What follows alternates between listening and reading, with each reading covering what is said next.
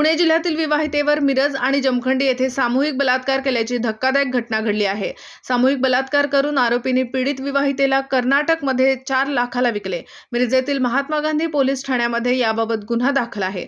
बलात्कार करणारे मोहम्मद हुसेन उर्फ मच्छर हनीसिंग, मोहम्मद गौर शेख, अबुजा फारुख जमादार, मोहम्मद साजिद शमशुद्दीन मुल्ला, मोहम्मद उर्फ सर्व शेरखान फकीर, खालिद मुबारक कोरबू, तर त्यांना मदत करणारे जुबेद उर्फ कपाला शब्बीर शेख, संतोषी नाशिककर उर्फ किरण फकीर यांच्यावर गुन्हा दाखल केला आहे। या प्रकरणी 6 पुरुष आरोपी आणि त्यांना मदत करणाऱ्या एका महिला आरोपीला अटक करण्यात आली आहे। आरोपींवर सामूहिक बलात्कार, लग्न लावून देणे, जबरदस्तीने डांबून ठेवणे अशा प्रकारचे गुन्हे दाखल करण्यात आले आहेत।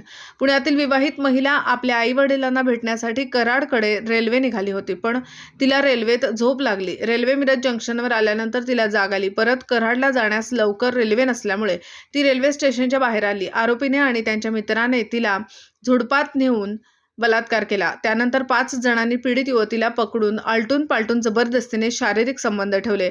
पुन्हा रेल्वे ब्रिज जवळील कामगाराचे एका पत्र्याच्या रूममध्ये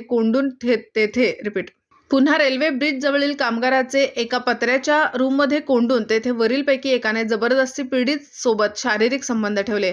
आरोपींनी जमखंडी येथे तिला नेऊन पुन्हा सामूहिक बलात्कार केला। पुरुष आरोपी आणि महिला आरोपींनी सदर पीडित युवतीला कर्नाटकमध्ये 4 लाखाला विकून तिचे लग्न लावून दिले।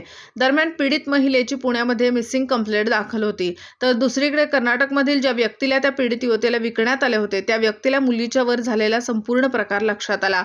त्या व्यक्तीने मिरजेतील खाजा वस्तीजवळ असणाऱ्या आरोपींच्याकडे त्या महिलेला सोडलं आणि तो कर्नाटकात निघून गेला। पीडित विवाहित पुण्यात गेली आणि तिथे पोलिसांकडे तक्रार दिली। पुणे पोलिसांनी 0 नंबरने गुन्हा दाखल करून मिरजेतील महात्मा गांधी पोलीस ठाण्याकडे गुन्हा वर्ग केला।